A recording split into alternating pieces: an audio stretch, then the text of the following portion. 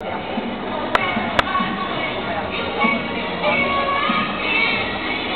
tässä Tuomarit haluaa tähän lautasta sen pyöreiden askeleen venyvyyden, niin että tahti säilyy ja hevoset laukkaavat hyvin ylämäkeen.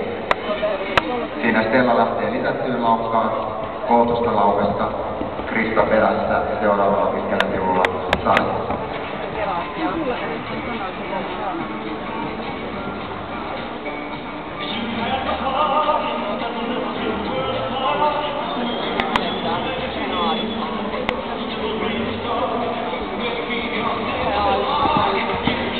Hienosti.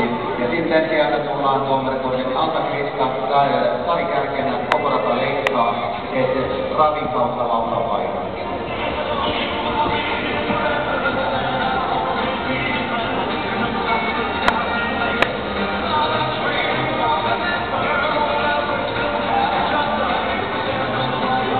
Tässä nyt tuomarit katsovat, miten hevonen siirtyy raviin ja nostaa uudestaan lautan millaisesta tasapainosta ja tahdista tämäkin asia tapahtuu.